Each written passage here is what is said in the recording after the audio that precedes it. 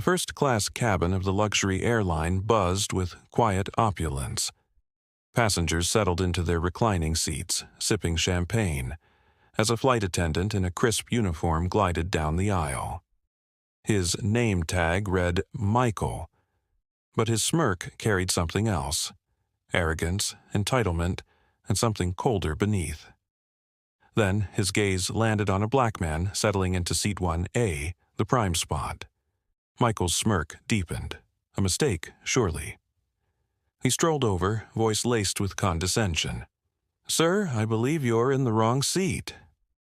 The man, dressed in a tailored charcoal suit, glanced up with unreadable eyes. "No," he said evenly. "I'm exactly where I'm supposed to be." Michael scoffed. "First class is exclusive. You sure you can afford this?" A few passengers chuckled under their breath.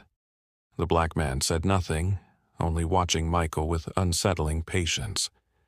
Then the flight attendant leaned in, voice a whisper only they could hear. "You people never belong here, no matter how much you pretend." The man's fingers tightened slightly around the crystal glass in his hand, but he didn't react, not yet. Instead, he exhaled slowly, and his lips curled into something dangerous. "Interesting," he murmured.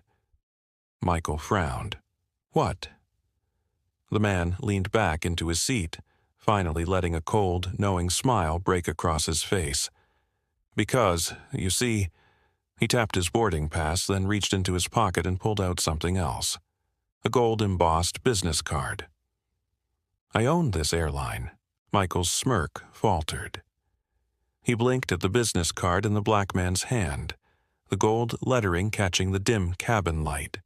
The name on it read, "Elias Carter, Chairman and Majority Shareholder, Orion Airlines."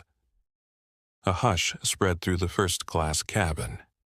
The passengers who had chuckled moments ago now exchanged uneasy glances. Even the murmurs of the flight crew faded. Michael's confidence drained from his face, replaced by a flicker of confusion, then panic. Elias leaned back, watching the flight attendant's reaction with cool amusement.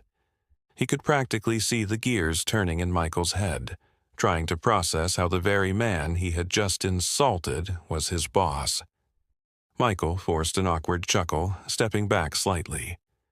"Oh, Mr. Carter, I didn't realize—" Elias raised an eyebrow, swirling the amber liquid in his crystal glass. "Didn't realize what, exactly?"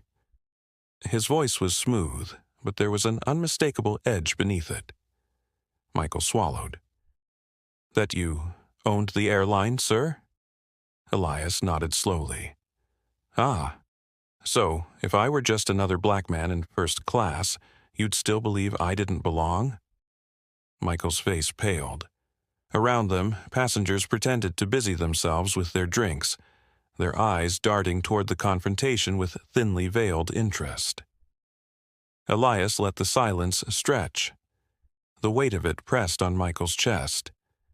I didn't mean," Michael stammered, now visibly sweating. Elias set his glass down gently on the tray table. He straightened his cufflinks, his expression unreadable. "Tell me, Michael, how long have you worked for Orion Airlines?" Michael hesitated. 6 years, sir. 6 years." Elias nodded, tapping a finger on the armrest. "And in those 6 years, how many times have you treated passengers the way you treated me?" Michael's lips parted, but no words came out. His silence was an answer in itself. Elias exhaled, a slow, measured breath. This wasn't just about him. This was about something far bigger. He turned his head slightly, glancing toward the cockpit where the captain sat unaware. Then, back to Michael. He had a plan now, a very public, very calculated plan. And Michael had no idea what was coming next. Michael stood frozen, his uniform suddenly feeling too tight. Sweat beaded on his forehead as he desperately searched for a way to fix the situation. "Mr. Carter, I I sincerely apologize. I must have made a mistake." Elias tilted his head, his expression calm but deadly. "A mistake?" He chuckled under his breath. "No, Michael. A mistake is forgetting a passenger's drink order. What you did was a choice." The entire first-class cabin was silent now, eyes flickering between the two men. The tension was thick, suffocating. Elias reached into his jacket pocket and pulled out his phone. He tapped the screen a few times, then raised it slightly, showing a live recording. Michael's stomach dropped. "You see," Elias said smoothly, "I record every flight I take. For security reasons." He turned the phone toward Michael, letting him watch himself make that racist comment just minutes ago. Michael's face drained of all color. "You people never belong here." His own words echoed back at him, unmistakable, undeniable. The video had captured it perfectly. I didn't mean," Michael stammered. Elias sighed, shaking his head. "You should really stop talking, Michael. Every word you say just buries you deeper." He turned to the surrounding passengers, addressing them now. "Ladies and gentlemen," he said, his voice carrying authority, "you have all just witnessed how an employee of my airline treats people based on the color of their skin." Nervous shifting. A few passengers looked away. Others nodded, understanding exactly what was happening. Elias turned back to Michael, his tone sharpening. "This is what you do when you think no one's watching, isn't it? I wonder how many other passengers you've humiliated. How many complaints HR has ignored because, let me guess, you've always had an excuse?" Michael opened his mouth, but no sound came out. Elias smirked. "That's what I thought." Then, without breaking eye contact, he pressed a button on his phone. Michael flinched. "Whoa, what are you doing?" Elias gave him a slow, dangerous smile. "Oh, just sending this video to every executive in the company." Michael gasped. Panic surged through his veins. And Elias? Elias was just getting started. Michael's breathing turned shallow as Elias's words settled in. Every executive in the company was about to see that video. His boss, HR, the CEO. "No, please," Michael begged, his voice barely a whisper. "Mr. Carter, let's be reasonable." Elias tilted his head, pretending to consider. "Reasonable? You mean like when you assumed I didn't belong here? Like when you made sure I knew it?" He leaned forward slightly, voice dropping to something far colder. "Tell me, Michael, what exactly do you think reasonable looks like right now?" Michael swallowed hard. His hands trembled at his sides. He knew exactly what was coming. The flight intercom crackled to life. "Captain speaking. Mr. Carter, I've received your message. We've contacted ground operations. Please confirm how you'd like us to proceed." Michael's legs almost gave out. Ground operations? That meant corporate already knew. The airline's high-ranking officials would be waiting as soon as the plane landed. Elias remained relaxed in his seat, a picture of calm power. He let the silence stretch, letting Michael feel every excruciating second of the reality closing in on him. "Sir, please," Michael whispered, voice desperate. "I have a family. I need this job." Elias's fingers drummed against the armrest. He studied Michael as if debating whether mercy was even an option. Then he sighed. "You need this job," Elias repeated, his voice thoughtful. "And yet, in 6 years, you never once thought about the people who needed dignity, the ones you humiliated just because you could." Michael's lips parted, but he had nothing to say. Elias exhaled, then glanced toward the flight crew near the front. "Take him to the staff cabin," he ordered coolly. "He's done serving first class." Michael flinched. The co-pilot, having overheard everything, stepped forward. "Sir, I'll escort him." Michael turned, eyes darting between Elias and the crew. But there was no fight left in him. Shoulders slumping, he silently walked down the aisle, disappearing into the restricted area. As the door shut behind him, Elias took another slow sip of his drink. One battle was over. But the real game, that was just beginning. Elias exhaled slowly, setting his drink down with precision. The cabin had settled into an uneasy silence, passengers exchanging glances, fully aware they had just witnessed something far bigger than an in-flight argument. His phone vibrated. New message. CEO, just saw the video. We need to talk. ASAP. Elias smirked. They were scrambling. Good. He leaned back, letting the moment simmer, then tapped his response. Elias, we'll talk when I land, and not a minute before. The power shift had begun. At the front of the plane, the head flight attendant, a middle-aged woman with years of experience, hesitated before approaching. Mr. Carter, she faltered, clearly unsure of how to address the situation. Elias spared her a glance.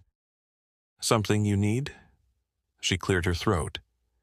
I just wanted to say, not everyone on this crew is like him. We take pride in treating all passengers with respect. Elias studied her for a moment, then nodded.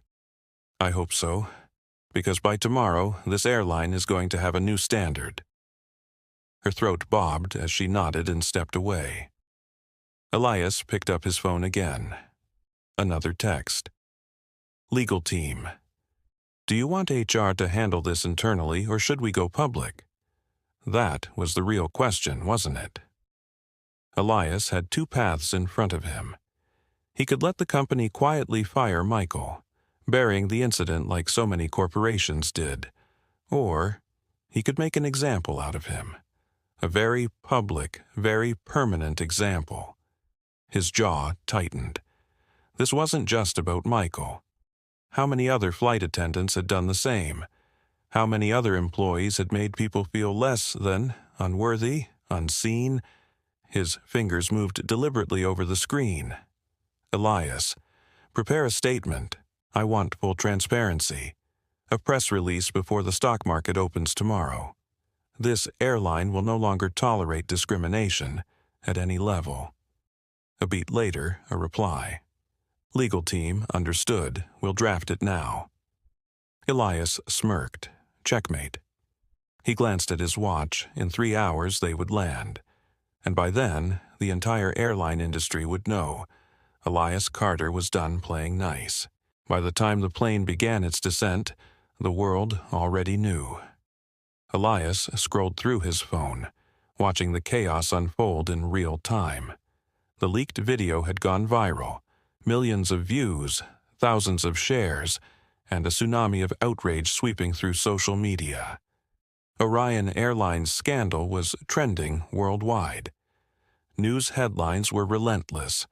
Orion Airlines exec faces backlash after racist incident caught on camera. Billionaire CEO takes down flight attendant for discrimination, a lesson in power. Michael Davis, the man who lost his career at 30,000 feet. Elias smirked. Good. Another text buzzed in. PR team. Stock dropped 4% in pre-market trading. Investors are demanding a response. Elias chuckled. Of course they were. A moment later, another message, this time from the board of directors. Board, Elias, we need to talk immediately upon landing. The CEO is furious. Elias's expression darkened. Furious? That was rich. Orion Airlines had been turning a blind eye to discrimination for years. Their diversity training, performative at best. Their HR department, a graveyard for ignored complaints. Elias wasn't just exposing one racist employee. He was forcing an entire corporation to change or collapse. A flight attendant's voice crackled through the intercom. Ladies and gentlemen, we are beginning our final descent into JFK International Airport. Please fasten your seatbelts. Elias exhaled, slipping his phone into his jacket. He could already imagine the chaos waiting for him at the gate. Cameras, reporters, executives scrambling for damage control. Michael? He wouldn't be walking off this flight as an employee. He was done. But Elias wasn't.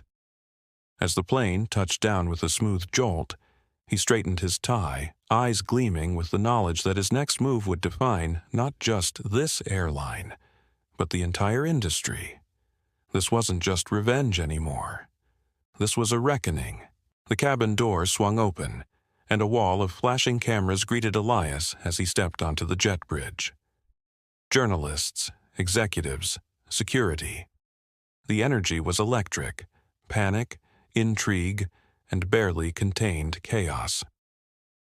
Mr. Carter, do you have a statement? Is Orion Airlines taking disciplinary action? Will Michael Davis be fired? Are you stepping down as chairman? Elias smirked at that last one. As if. Ignoring the noise, he walked with measured steps, his security detail flanking him. At the arrival gate, a cluster of Orion Airlines executives awaited, stiff suits, tense shoulders. At the center stood Jonathan Hayes, the CEO. His face was pale with fury. "Elias," Hayes hissed, barely containing his anger. "What the hell have you done?" Elias stopped in front of him, his presence commanding. "I cleaned up your mess." Hayes's jaw clenched. "You blindsided us. The board is furious. Stockholders are demanding stability." Elias arched an eyebrow. "And you think stability comes from hiding racism instead of confronting it?" He pulled his phone from his pocket, scrolling through the real-time stock market data. Orion Airlines' stock had plunged at market open, down 6%. But as the press release he had ordered earlier gained traction, something interesting happened. It stabilized. In fact, it had begun climbing back. Public support was surging. The company's bold stand against discrimination was being applauded. Investors who initially panicked were reconsidering. Elias turned his phone toward Hayes, showing the numbers. "You're welcome." The CEO stared at the screen, then at Elias. His anger dimmed, replaced by something else. Realization. Elias smirked. "Michael Davis is already terminated. Human Resources has been instructed to re-audit every discrimination complaint in the last 5 years. And starting today, Orion Airlines won't just have diversity statements, we'll have real action." Hayes exhaled sharply, running a hand down his face. He hated that Elias had forced his hand. But he couldn't argue with the results. Elias took a step closer, lowering his voice. "Now, you have 2 options. Fight me and watch this company burn, or back me and watch it rise." Silence. Then, Hayes nodded. Elias smiled. Checkmate. As he strode toward the waiting black car, his phone buzzed again. Another call, another deal, another war to win, because this was just the beginning.